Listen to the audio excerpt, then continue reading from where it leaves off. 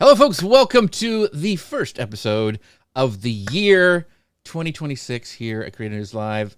This is so much fun. I got my pal Billy back on the show. You know, I looked on the thing, Billy. I went back and looked to see when you were here last, and it was December of last year was the last time you were here. So it's perfect that we have you back on the show. Nice. The start of the year, talking all about making money. Connor Brown, how are you? How was your holidays? Did you have a good time in Florida? Oh yeah, it was great. I actually went up a little bit to Maryland for Christmas, which is always nice. Got, the cold and my fill of it. That was fine. It did not snow. It hailed weirdly at some point, but no snow. So a week of that is fine, and now I'm back in sunny blue skies, Florida, ready for the new year. That's right. And Billy, you're in Puerto Rico, so I mean and you moved from last year because I watched. You did a live a couple days ago where you talked about like last year was all this crazy transitions, and you went from the Carolinas into Puerto Rico. So how is that like? I mean, it doesn't get cold for Christmas in Puerto Rico. So how is it? Have you ever had Christmas in before? Yeah. Is this your first Christmas in Puerto Rico? So we were here in 2021, and we had Christmas here. But this time it was much different, and we have a golf cart, as we were talking pre-show about running around. And so, man, here there's so many parades and car clubs and truck clubs, and everybody decorates and drives around. So we were parade hunting most of the holiday season, just trying to find the next loudest line of cars is what our goal was. So, yeah, it was pretty fun. That's awesome. We've got some of our pals of the new year showing up already. We've got Sean from but mostly Disney saying Happy New Year's, gang. Happy New Year's to you. And then we have a little contentious comment already from Amy Keys saying, we are not going to talk about how Connor didn't come visit me in Maryland. It's fine. She's fine. So, gee, Connor, wow. Two-way street there. There's roads going both ways, She could have come where I was. Yeah, and we have Linda saying, Happy New Year. Welcome to the weird weather to everyone north of Florida. Hard to take this Puerto Rico golf cart thing, Billy, but still love you. So, yes, thank you, Linda, for stopping by. So we are going to get started because we have so much to talk about with Billy. He's one of the smartest guys I know with like creative ways to make money. He's done some really cool stuff. We're going to talk about it today, but I'm going to hit go on the podcast machine and we will get started. Hello, folks. Welcome to Creator News Live. I'm Jeff C., and you're not. And I'm Connor Brown, and this is the show that keeps you up to date on what's happening in the world of the creator economy and so much more. Have you ever wondered what it really takes to turn content into consistent income? Maybe you're trying to figure out how creators move beyond side hustles and build something that actually lasts. Or maybe you're looking for practical ways to make brand deals, reviews, and live selling work without relying on luck or algorithms. If any of that sounds familiar, well, you are in the right place. Today, we're excited to welcome a guest who's built a business by doing exactly that. After producing over 4,000 shoppable videos and securing thousands of paid brand deals, now he teaches creators how to move past maybe money by focusing on brand partnerships, shoppable content, and smart systems that scale. He'll be sharing what he's learned, what actually works, and how creators can think differently about monetization. So sit back, clear schedule, clear your mind to get ready for this week's episode of Creator News Live. Billy Thorpe, how are you doing today, my friend? I'm doing good, man. You guys crush it every time. You make me sound so special and smart. That's our job. That's our only job. None of it's true. None of it's true, but I appreciate the effort. As always, we've got a special theme song for Billy, so without further ado, here we go.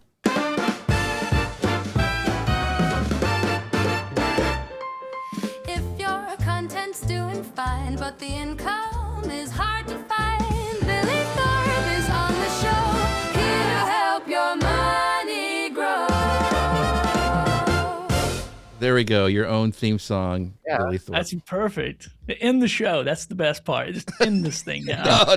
No, you are the best part. So we're get going today because we've got so many questions from people, but I want to make sure that we give a big shout out to our sponsors of the show. That is Ecamm. You can find out more about them by going to ecamm.com/Jeff. You can save 15% by using code Jeff15 on your first purchase.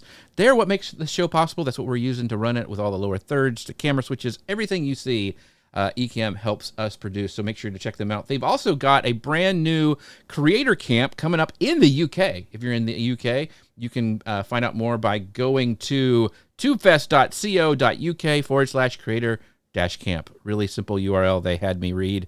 Just go to ecamm.com and find out. You can find out all about that. But April 23rd through the 24th of this year in the UK, so go check them out.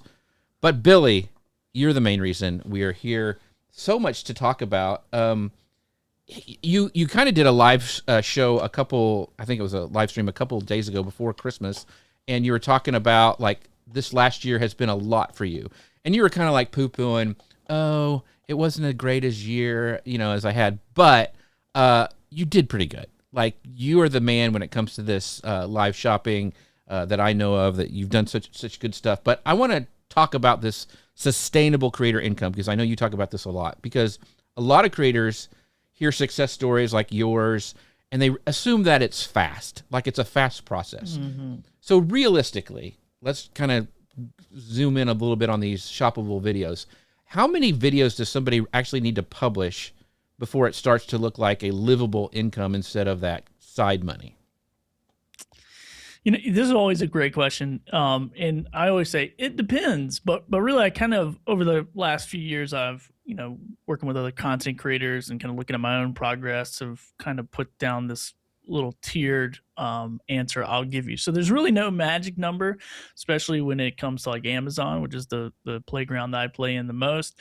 So I kind of break it down this way. I say the first 50 to 100 videos are really just kind of about learning the program, learning the opportunities, getting your workflow down, getting your systems down. So that's kind of the first 50 to 100. I'd say the 300 to 500 mark, this is where you kind of start to see some, revenue build up. You start to see what's selling and how much commissions and things like that you're making off of this. So it's kind of, more of these patterns. And also for brands, I think this is kind of the sweet number where you really have a solid portfolio that you can now promote and leverage to start working with brands. And then when you get to like that 1,000 plus, this is where I've really seen the income become more predictable, even though it's very, not predictable on some of these platforms when you're chasing algorithms and views and clicks and all that.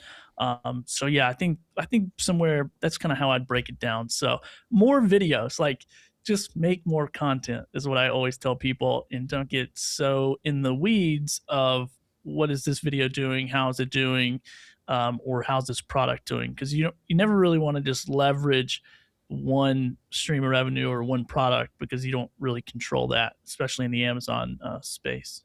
Yeah, because I remember when I first got in it, and I've kind of backed off from doing as much as I was, but the income went up really fast, and then it went away really fast too, because it was like they start janking with stuff, and you're right. If you rely on just one source of comment, and I've seen the people explode in the Facebook groups and whatever, saying all this stuff, but it's just unpredictable. And I love what you're saying about have multiple streams of income, because you never know. You are building on rented land when you're playing on Amazon's platform.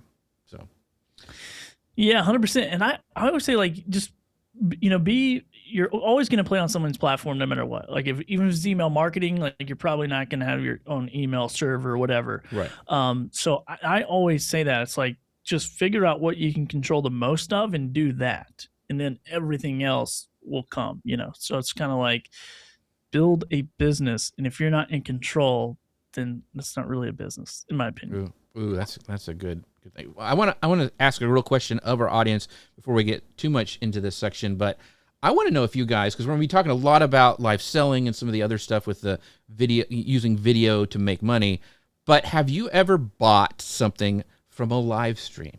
Not a video, but a live stream. Like, I want to know if you guys have done that. Just let us know wherever you're watching from down in the comments. Yes, no, almost, but didn't, whatever you've kind of done. And I was thinking about this. Now, I have bought things that I've seen video ads for on Facebook or whatever. I think everybody has done that. They see something on Instagram and oh, I want to have that little gadget, and they buy it. Now, live streams are a little different. And I had to think about it, but I did. I actually bought something from, and I actually have some Whatnot credit from when Billy was doing on the Whatnot platform. I was doing some stuff up there, but it's not as much as I would think. So I'd love to know what you guys do. Like, what do you guys do if you bought something from a live stream. So Connor, you have a question? I know. I know I have a question, but I don't think I ever have, to be honest. Unless you count QVC, which that's live streaming all day. It's in. That's it. That works. Yeah. When you were on the show last time, we talked a lot about speed and systems. And I think in the first answer you gave today, you talked about these numbers, 500 to 100 videos, right? And then once you get to 300 videos, that's when you're starting to hit your stride and your sweet spot and those sorts of things. That can seem like a huge number to a lot of people. But when we break it down, these videos, they're not YouTube length videos, right? It is a system-based approach that you have. They're very quick. You churn them out, and that's how you're able to create and scale the way that you do. And going back to the speed and systems thing, what's the difference between this volume-based model that you always talk about and one that just quietly burns creators out? Like, how can they get to a point when they're scaling, they're posting a lot of videos, but they're also not burning out? This is funny because I get this question all the time, like, man, how you not burn out? How you not burn out? And burnout really isn't because of the volume. It's because of the chaos. And this is the problem that we have, especially in this industry when there's a lot of moving parts and there's a lot of opportunity and there's a lot of noise in the space and everyone's trying to do everything.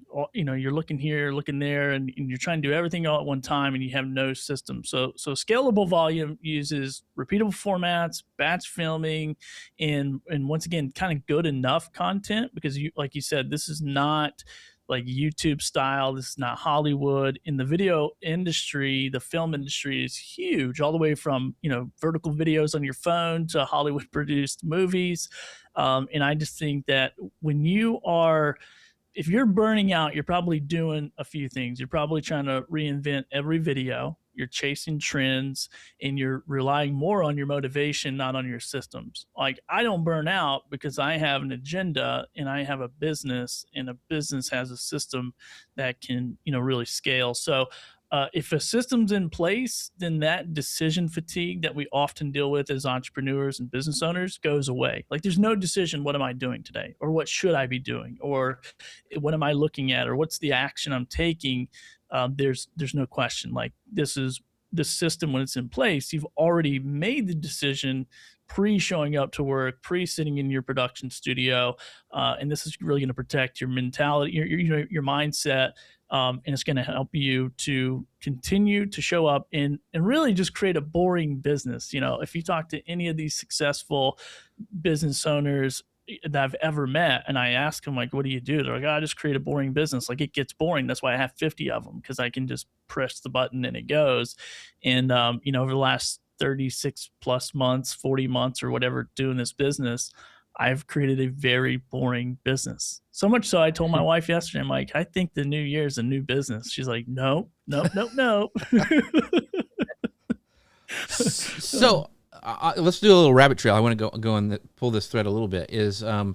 So take us in a life of Billy Thorpe's boring business. Like, so for a while, I remember you would say, like, I get up at 4:30 so I can beat everybody else. Do you still do that? So, like, take us kind of through a typical day at Billy Thorpe Incorporated.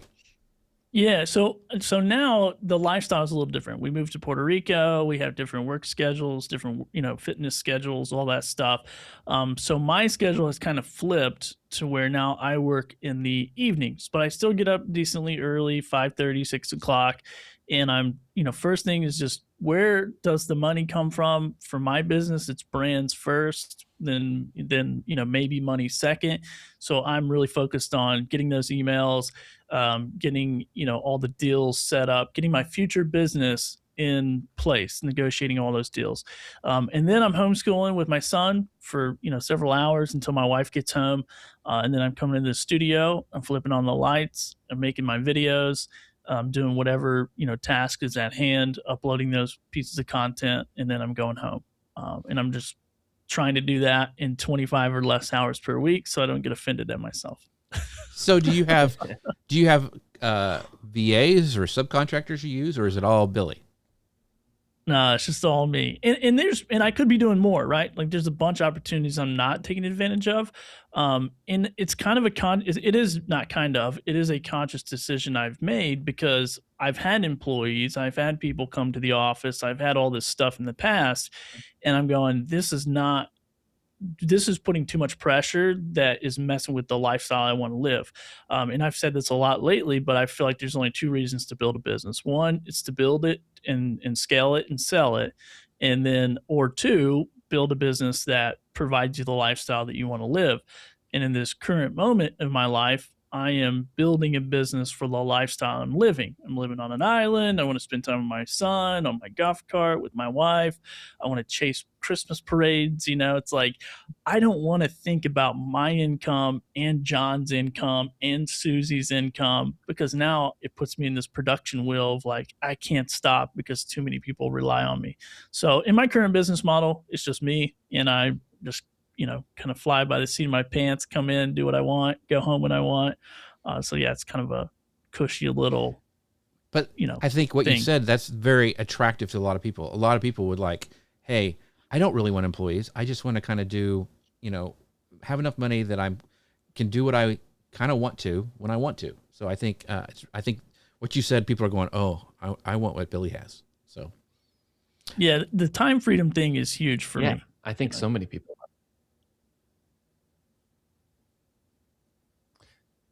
That's the whole point, right? It's like you get to decide what you want to do with your business. And I think that's why we as entrepreneurs get into this, right? With something like that. As you're talking about, chasing other opportunities though, Billy, you've often said when it comes to these sorts of videos and the like, Amazon, which people often think is number one, the Amazon affiliate income, they think of that as that's what we got to go all in on. But you, the expert, you're saying Amazon is the icing. It isn't the cake. So for entrepreneurs that are looking to add some cake to their business, what is the cake today in 2026 that they should be focusing on? Cake is my favorite thing. So I'll try not to talk about cake too much. But when I say cake, I'm talking about the predictable money. So I'm talking about brand deals, content for hire, live selling with guarantees. Amazon is powerful, and it's honestly changed my life because it's given me a leverage point to be able to do what I do with no audience. And so I don't want to like poo on that platform, but it's still a platform, and it's still delayed payouts, it's performance based, and it's controlled by algorithms and systems that I don't know and I don't really control. So I really feel like that stability comes from mixing this guaranteed income, with this maybe money upside, which has been really good. And I make a lot of money from Amazon, don't get me wrong, but it's one of those things that if I can't invoice someone, then that's not the cake. And so I kind of think of it like, if I'm going to bake a cake, I'm getting all the ingredients and I'm in control what goes into the bowl, and I can mix it and I can put it in whatever pan I want, put it in the oven. Icing, you just buy that crap. Maybe you can make your own icing if you want to, but majority of people just buy it, put it on the top, and it is what it is, and you can't really do too much about it. So anyway, that's a really bad cake analogy. But I just want to talk about cake. Yeah. Now I need some cake. Have your cake and eat it too. But that's what people want. They want to have freedom. I mean, there's always a balance with what you have. Like, Absolutely, I think, like even Tech Troublemaker said, he's really, please help us because I hate selling. Like he hates selling. A lot of people hate the selling. And then Ralph said, let's be honest, content creation income is chaos at best. It really is unlike any other business income, but it's manageable. It's just different. So for me, I love it. I love being able to I have like certain clients that I have luckily, and I'm blessed with having a set amount of income each month. But then I also have all this affiliate stuff and speaking and, memberships and masterminds and all that stuff that kind of is adding on. I would say it's a little higher elevated than icing, but you know what I'm saying? Like it's another thing. It's a lever that I can pull. If something else fails, I can pull a different lever and kind of balance things out, which I love, but it's not for everybody. Some of my friends love going every day and looking at a gauge at Eastman Chemical, and that's their job. And they've there for 20 years and they love it. Not me, but some people, that's the way they want that stability. So anyway, sorry for the rant, but different people like different things. And I just love what I do. And I think a lot of people in the audience either are where I'm at or want to get to where both Billy and Connor and all of, I mean, Connor's the same way. He's super creative, does all this stuff, does the travel the travel stuff. But also he has got a job because he likes the stability. So Connor, speak about that a little bit. Like in your mindset, are you where you want to be, or what are your, we're kind of going off the rails a little bit, but I would love to know your thoughts on that. I love what Billy said about building the lifestyle that you want, and that's what I have done. I think the funny thing is that there's not a book that's like, this is how your business needs to be, and this is the only way to build your business. There's a million ways to do it, but I think we often see success as having employees, as working for ourselves, as bringing in everything through that one business entity, when in 2026 you don't have to do that. You can do a little bit of everything and do that. So for me, yeah, I'm by myself, I'm single, right? So I need some stability, and I find that in a regular, corporate job. But because we do have freedom and we can do other things, I have all this stuff on the side, like this show and the travel stuff and Vacation Kingdoms and Keys to the Castle Travel, where I'm a travel agent and director of agent development. So what I look at it is the stability is the income from the regular job, right? Everything else is gravy, and that's what pays for my lifestyle, for the fun things that I do, for the places I get to go, for growing myself as a better marketer and creator. All of that fills up those buckets. And then stability pays the bills. It gets the rent on time, and it helps me save for the future. So that's kind of how I think. That's my flywheel system almost. That's awesome. Well, I want to bring up some comments real quick, Billy, for some of the awesome people we have watching the show live. Steve says employees can make things very expensive. My businesses are low cost and higher margin, which I think is very attractive to a lot of people. And then Ralph says this is the hardest part for content creators when they have 7 different revenue streams. All the more reason to have effective systems, especially accounting systems underneath of it. So Ralph is an amazing accountant. I've asked him a lot of tax questions, and it's very, very true. Yes, it's awesome, but if you don't have the systems in place like a great accountant, it can be a big hit. I remember waking up in a cold sweat before in the middle of the night going, oh, the IRS. I thought I heard them at my door. What's going on? Get it all freaked out. And then Steve also says Billy's model is the best starting point for beginners in the Amazon influencer program. It gets you on a solid foundation to build on. It does. It helps you get those reps in you need for creating videos. And one of the things, Billy, we had a couple months ago, Justin Moore, who does Brand Deal Wizards. And I know you do a lot of brand deals. His book's really awesome. You have trained and taught a lot of people on brand deals. But what's one of the biggest, everybody wants a brand deal, but what's one of the biggest misunderstandings creators have about brand deals when they're just starting out? Like, I know everybody wants one, but I don't think everybody thinks it through. Well, I think in my experience anyway, it's always brands just want followers. Or subscribers or whatever. I think that's the biggest misconception, and they really don't. I've monetized podcasts, I've monetized video, I've monetized live shows, live streaming, I've monetized a ton of different content, and never go look at my social profiles. So you'd be like, well, this guy barely even has any followers.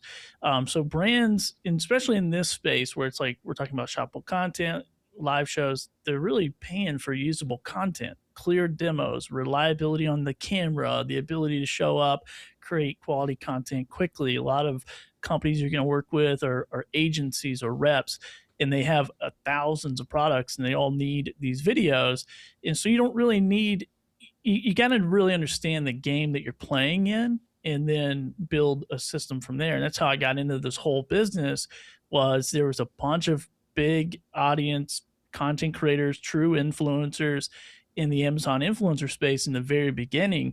And so they would all snub their nose at $20, $30, $40, $50 product deals. And that's where I was like, wait a minute, I can push buttons on my Stream Deck and Ecamm, and I can create this video in 2 minutes, like for $20, for $50, for $100, So I think you don't need influence. You really need clarity and consistency. It's like, what exactly are you trying to accomplish? and then how do you do that, and what's the system to, once again, show up and do those small things over and over and over again. That's well said. Well said. And when you are showing up, I think that consistency is so key, right? You don't just want to do a couple things and then forget about it and then try to pick it back up 3 weeks later, because your muscle memory is going to be weak and you're not going to show you're readily available for when those sponsors do come. But if someone only has like 5 hours a week to dedicate to monetizing their content, this is a bit of a different question. But if they only have those 5 hours, what should they not be doing? What do you think, Billy? Okay, so, and once again, I'm going to frame this just for like what I do with the Amazon stuff. Don't over edit. Jeez, Pete, if you're spending 2 hours to edit a 20 or a 2-minute video, like, just quit. Like, go do something else. Don't obsess over analytics. It's like, people blow my mind how much time they spend looking at these metrics that they can't control. It's like, you can't control placement on carousels. You can't control delivery of that content around Amazon. You really can't, control any of those things, but yet people want to focus on them. Why isn't my video on the carousel? Why isn't this happening? Why isn't that happening? I go, because you don't control that. You control the upload button. So the only question you should ask yourself is, why isn't there an upload video, a video uploading right now? How come there's not a loading bar on my screen? That's the number one question they should, be asking themselves. And then I also think it's like building these complicated systems to try to get brand deals. Like, I see this a lot where people spend a lot of time like, what's my pitch deck look like? What's this look like? What's that look like? And you don't need that. I've closed thousands of deals and I've never one time sent a pitch deck. I've never sent analytics. I've never sent anything. I'm building a portfolio that is full of assets. So the 5 hours should be, not that you asked me what they should be doing, but I'll tell you, they should be building assets. They should be batch filming. They should be using one format for videos. And they should, be answering those questions that buyers really want to make that product convert. And I think that's the 3 things that I would really focus on, is like, how can you make quality content quickly and produce that asset? So when that asset goes up, it's like the videos that I have of, I can't find anything I've made a video of on my desk, but of like, 3-in-1 chargers, I've made hundreds of those videos. So if a brand reaches out to me, or I want to reach out to a brand, what's more powerful, saying that I have the ability to make great content, or sending them a portfolio of 4,000 pieces of great content? Mm-hmm. So build assets in 5 hours. Don't worry about all that other stuff. Wow, that is really, really good. One of the, I think one of the things that you mentioned, the editing part of it, like people spending too much time editing. I just read over the break that, and this was from Adam Mosseri, I can't ever say his last name, from Instagram, right? The guy who runs Instagram, basically said that polished videos are dead. Like, they're just not going to work. They're not going to work in the algorithm with the rise of all the AI content, all the slop that's coming out. The stuff like we're doing here, where we're talking, taking questions, the rawness of the, like, you're a real person, you're telling real advice. Do these lens wipes really work on glasses? Like, do they really work? Let me show you how they work and why I use them. That's what people are going to want to see.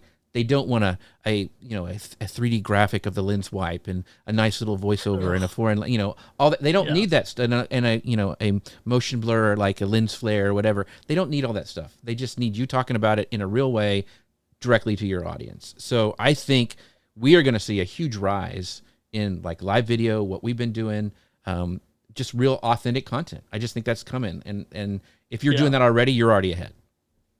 Yeah, and it's kind of sad to see. I just saw an Amazon influencer the other day where their early videos was them showing up, holding the product, showing how it works, showing how to do all this stuff. And then their latest videos is just like their AI avatar holding up the product, basically reading the product description. And I'm like, wow, I know you're trying to be more efficient and more effective, but you actually just ruined your brand. Right. Congratulations. Yeah. So yeah, I mean, it's, I love efficiency, and it is so tempting to be like, okay, let's create this AI avatar and let it just run the world. But yeah, you're right, man. Authenticity and It's like I need this to be a real person who's really used this product. Yeah. You know? Yeah, So. exactly. We have a great comment. We have a lot of great comments, but this is from Steve, and I wanted to bring this up. He says, Billy taught me to make the $20 video in 10 minutes or less. Then I do 5 of those in one sitting. My wife and I hit top creator in under 6 months with his method. So that's a great transition, Billy, to talk really quick about. I know you've got a group. It's at billythorpe.live, and Thorpe is spelled THORPE for people listening. So billythorpe.live. But tell a little bit about your group, because it's free to get in. Am I correct? Yeah. It's been $7, $27, free dollar. Get in while it's free, because who knows what I'm going to do, or what one of my personalities is going to change the price to. So I really started this group to answer questions. I was getting a lot of DMs in my inbox, because I just like help people. I like talk about it in Facebook groups, and say, oh, I made 4,000 videos and got paid $35 on average for each video or whatever. And people are like, what the heck? Can you teach me? Can you show me? But they started clogging up my inbox, which is where all my brand deals come from. So if there's a social media inbox or email or whatever, I'm like, you can't be in here asking me these questions, because I want to help you. So I created this group called Deal Makers. Had a handful of people jump in, get some amazing results. So I was like, you know what? I'm going to open it up even more, just to make it free, to get more people in there, just to really kind of get exposed to what the model is. Because I think where I set myself apart from most people in this space is I'm an entrepreneur first, content creator second. So my whole objective is like, how do I make money, and how do I scale these different systems and not rely on algorithms or video placement. So anyway, we got people in there, and then I started an asynchronous higher ticket coaching, one-to-one asynchronous group, which is going amazing. And yeah, we've had some amazing results. We just got some end of the year numbers from some people, and it's real money. It's like kind of crazy. And it's cool for me too, because I'm like, oh, I just thought. Oh, we just lost Billy. I lost Billy. Billy went bye-bye. Where are you? Yeah, Billy, call back in.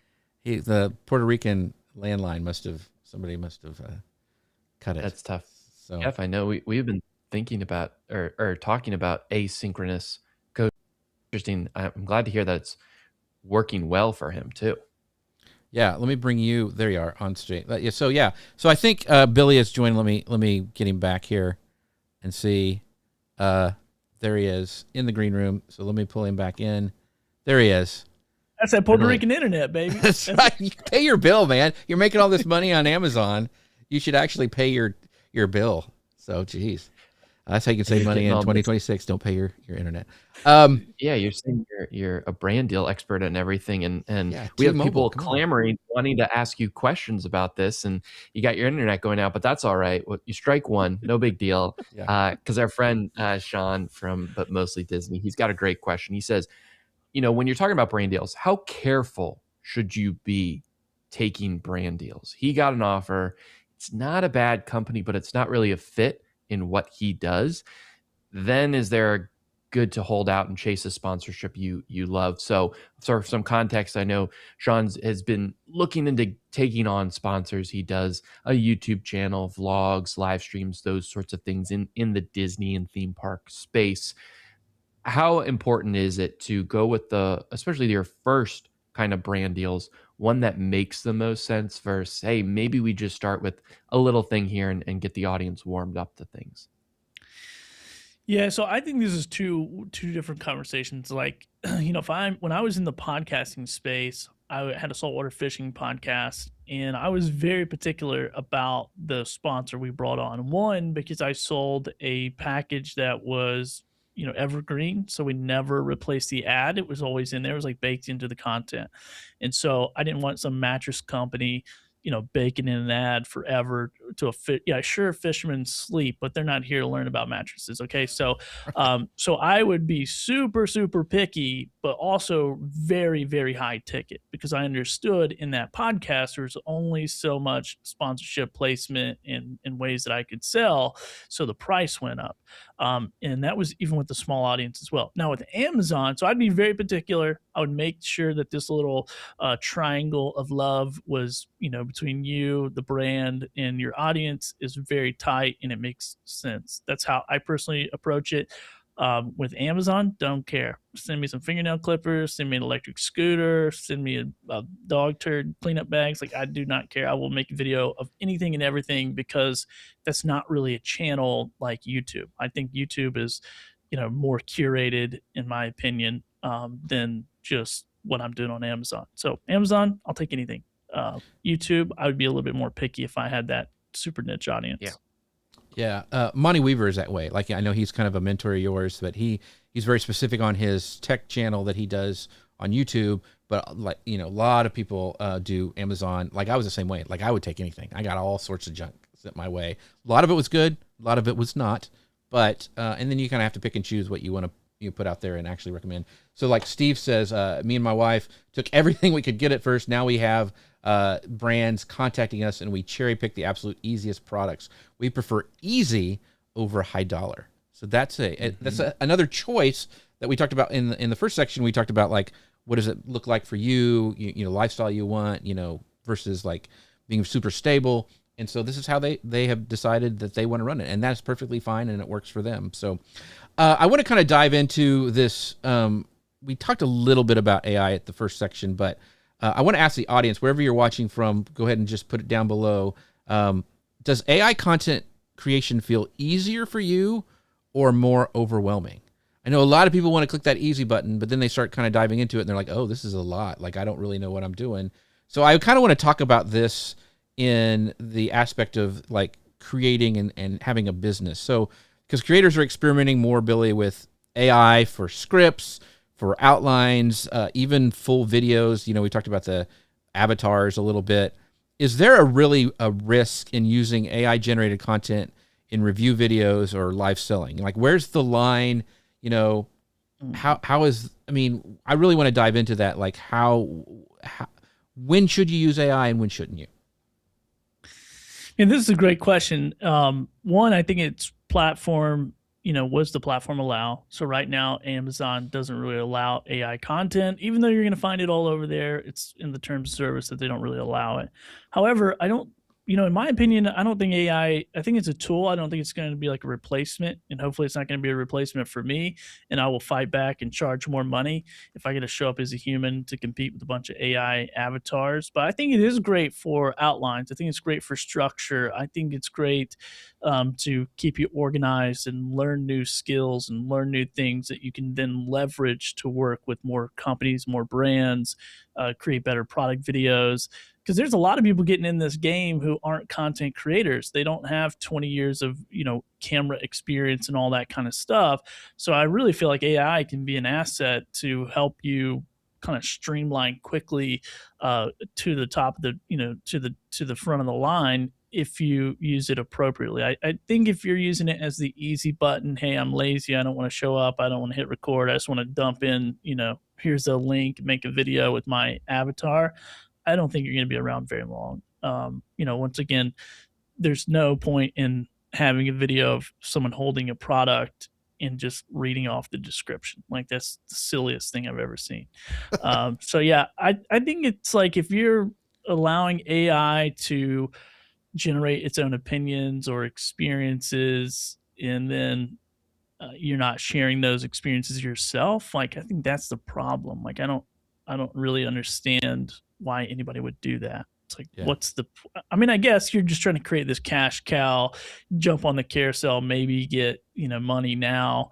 But it kind of reminds me of those gurus who like do something one time and then they go sell a $97 course, and they're really good at marketing, but they really don't know what they're talking about. It's like, it's kind of that same, I don't know what that is, but I get that same ick from, but AI is powerful, man. I've learned so much stuff from it, and it's helped my content a lot, just being able to pare down stuff into take all this ADHD brain and go, boop, here you go in one paragraph.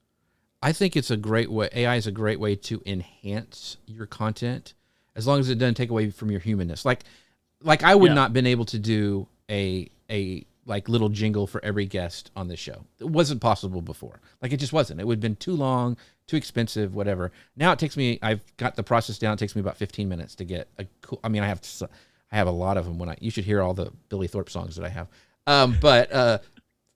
But it's fun now. And it's something that I can add to my process that I think enhances the show. It's a fun thing for guests.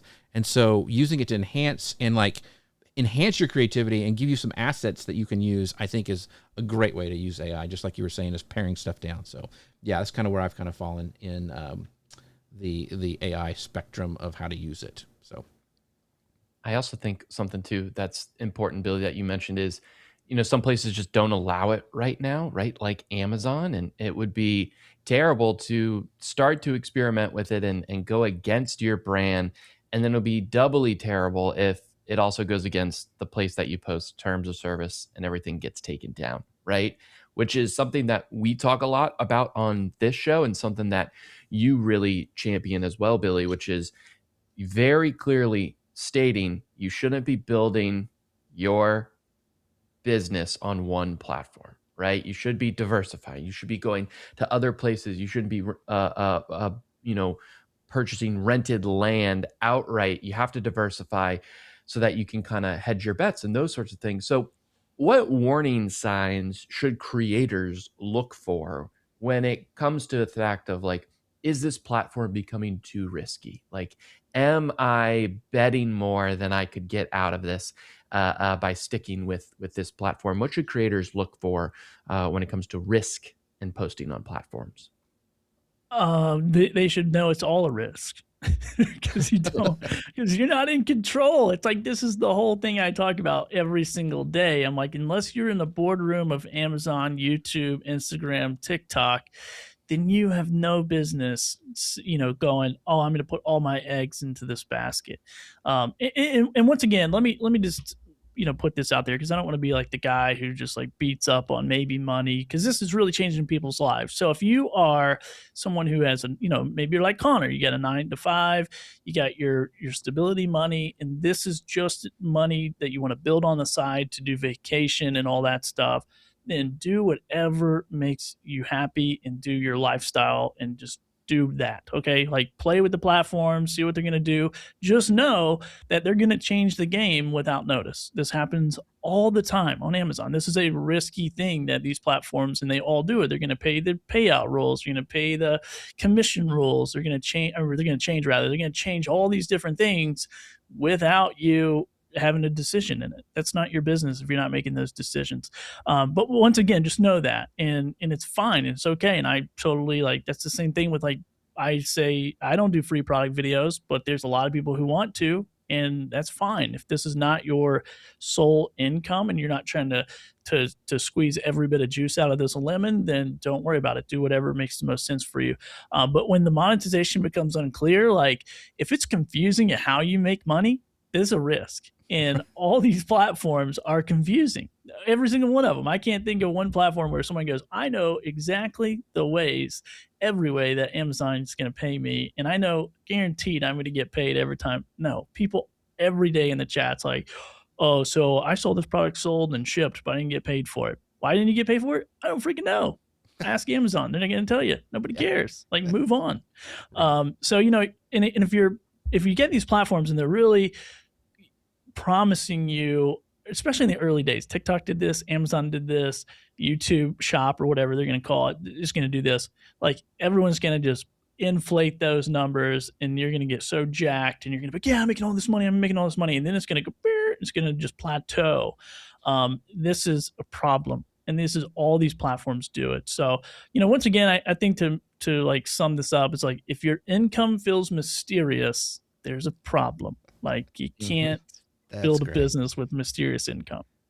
So I'll be very transparent, and I'll when after I ramped up Amazon, there was a good amount of a year that I was making $3,000 to $4,000 a month just on Amazon, which was great. And then one month they janked up the placements, and it was less than half of that, and then it went down from there. So I mean, it was great while it lasted. It was great money that we luckily socked away, but it can go away. Like you could lose, I mean, easily. Like you're thinking, all right, I got $4,000 extra a month. It could go away the next month, right? Like you just have to be ready for that and have backups in place. And I mean, if I would have put all my eggs in that basket, I would have been in trouble, right? I mean, you've seen it, Billy. You've talked to those people. Scrambled. Your eggs would be scrambled right now. Exactly. And I like scrambled eggs, but not that much. Yeah. And that's the thing I try to tell people all the time with my experience. It's like I have 4,250 videos on Amazon. There's a couple tools out there where you can see which ones are, like still active or whatever. I have 1,977 that are no longer available. So not only are you worried about the platform and what they're doing and how they're delivering the content, but now you're working with sellers who change businesses, inventory that comes and goes, V1, V2, V3 that you don't get V2 and 3. So V1 is now unavailable. It's like there's so many inventory things. There's so many shipping things. There's so many Amazon things and, TikTok. And I'm not just beating up on Amazon, but all these guys, it's like they're a marketplace, and that's their number one goal is to sell stuff and sellers on there as well. And so, but I did the math because I'm like, maybe I'm making a mistake here. Maybe I should be qualifying all these products, uploading this video, and trying to make more what I call maybe money. And the reason why I call that is because maybe it shows up on the carousel, maybe it, it passes Amazon stuff, maybe it gets bought, maybe it gets shipped. I mean, there's a lot of maybes. But I did the math on those 1,977 videos just based on my average fee, and I'm like, oh, I've made $60,000 in brand deal fees just from those videos. I'm going to sleep well at night, and I don't give a rip if they're unavailable. I'm going to make another video, But if I was just doing that and doing product, dude, I would be weeping. Like, how do I fix this?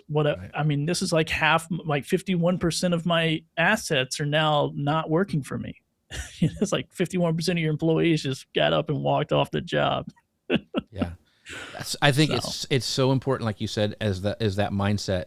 And then even Ralph, our resident accountant, says you nailed it. The revenue streams are a huge issue with creators because they see the gross number, but don't realize it's not what's going to hit their account with fees and timings and tariffs, all that stuff, right, Billy? I mean, it's just like shiny object thing too. It's like whenever these platforms come up, they have all the incentives in the beginning. Remember, Jeff, when it first started, and then I got that incentive that said, post 5 videos on Amazon, we'll pay you $2,000. Those videos didn't have to get a single view, and I qualified for it. Sure enough, $2,000 showed up. They're not running that promo ever again, right? It was to get things started. So it's this land grab, right? It's this thing of when it first comes up, they're going to throw money at it.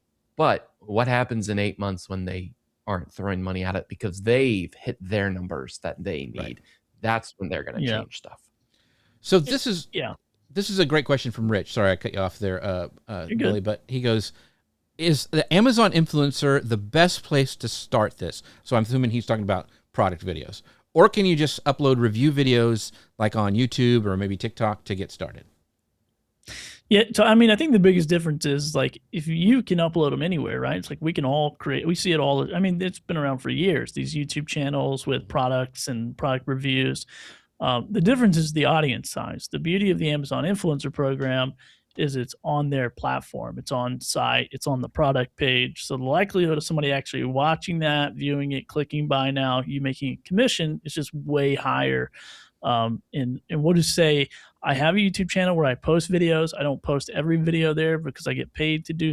That's another upsell that I do. However, if I relied on the off-site platform versus on-site stuff, I would definitely be working for someone else right now. Like there's just no chance.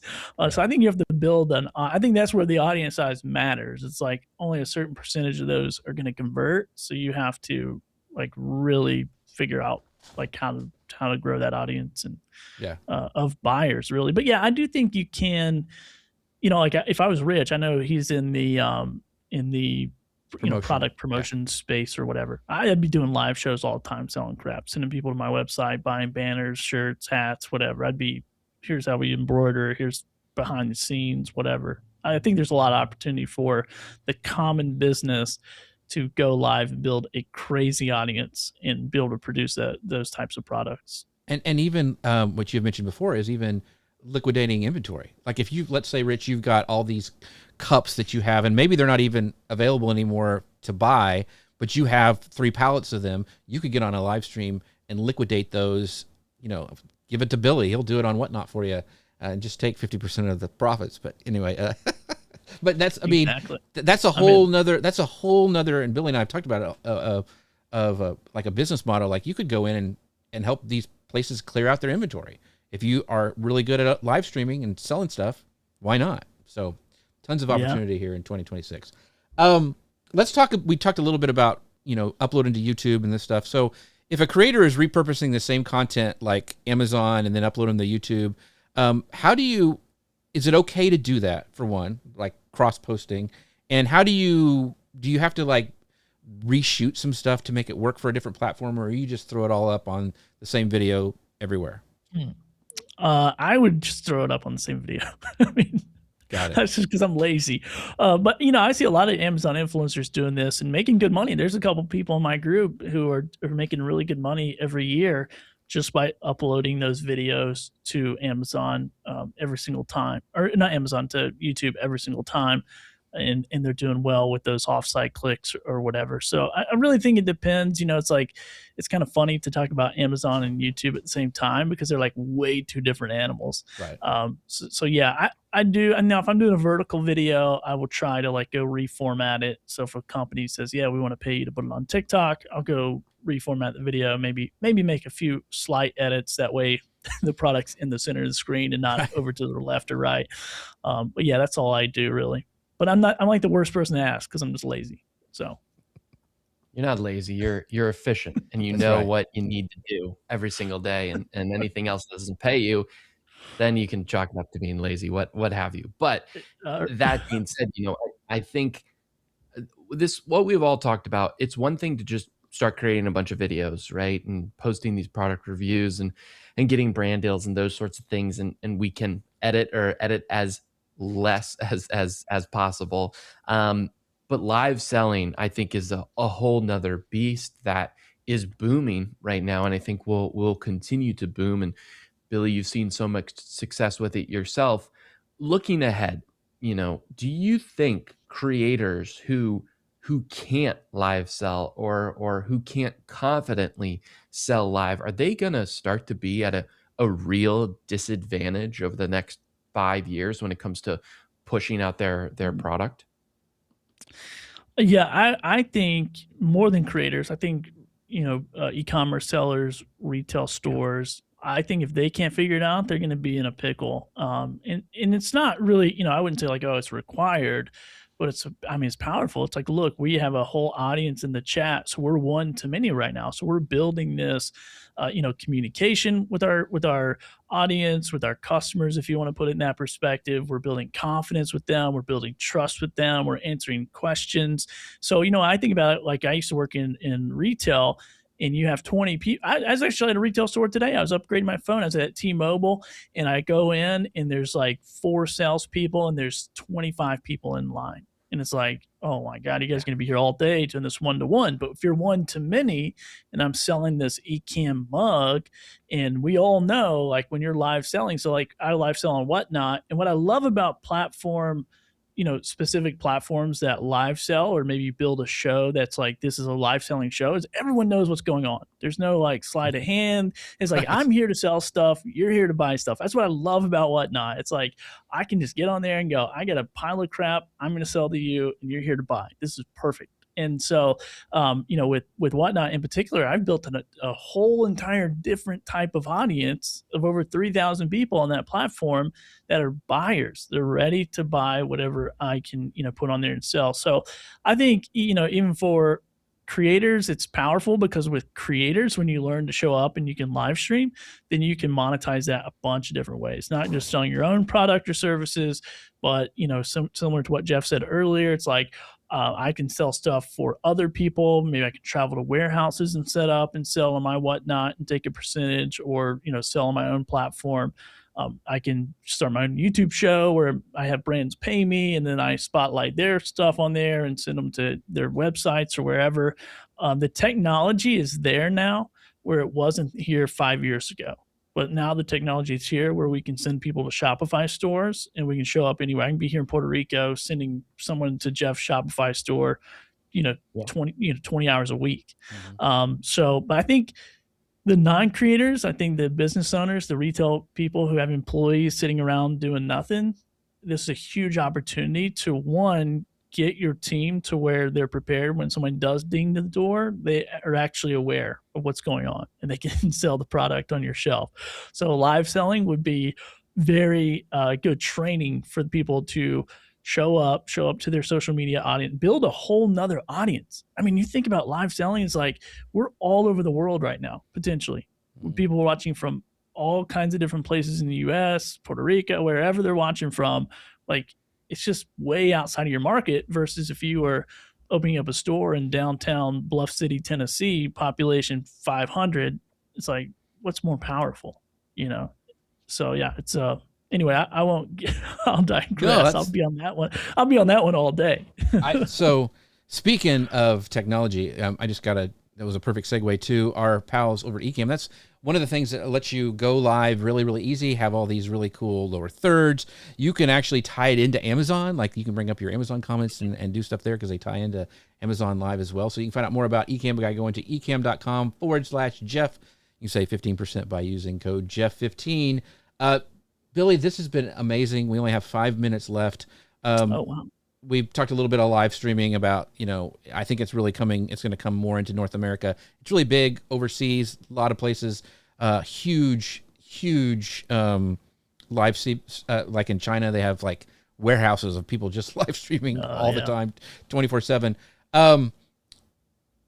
What do you think is going to push, kind of our last question, what are you going to push live selling into the mainstream here in the U.S. first? Is it going to be better tech like Ecamm? Is it going to be better creators or brands that are just like, we've got to cut through the noise? This is the best way to do it. Yeah, I think all of the above. I mean, I definitely think brands need conversion. We've seen this on TikTok is huge. Whatnot is huge. Amazon live selling, I don't know what they did. They seem like they had the edge, and then they just like cut it off. I don't know what happened. They just like put a wall up on the edge. I don't know what happened. But that, I think that, more platforms, we see it now. Platforms are going to push commerce. Like you see it on every platform right now. They're all pushing, live selling or click this, link in the carousel or whatever, because they see that it's a huge industry and they all want a piece of the pie. Now, will that on the consumer side get a little tiring? Will it, detract us from spending more time on those platforms? My wife and I are having this conversation earlier, and we were talking about affiliate links and disclosures because there's some companies that, anyway, I won't get into that. Anyhow, it's something fresh off the Amazon drama wagon I won't talk about. But anyhow, we were talking about that, and she goes, yeah, I'm just tired of it. I'm tired of, if I ask my friend where she got her workout shorts, she's like, oh yeah, I got them here. Oh, let me send you my affiliate link. She's like, I'm sick of it. Like, I can't just like make a recommendation without the affiliate link. And I'm like, I get what you're saying, honey, but don't forget how we make a lot of money in our family. Exactly right. So yeah, man, I think it's a huge opportunity. You're right. China's been doing it forever. They're going to be the driving force behind the product supply, because it's all comes down to like, where's this product coming from? That's where it's coming from. Like it, love it, hate it, doesn't matter. It is what it is. They're the factory of the world, and like accept it or go get a fat loan and try to compete with it. Good luck. Right.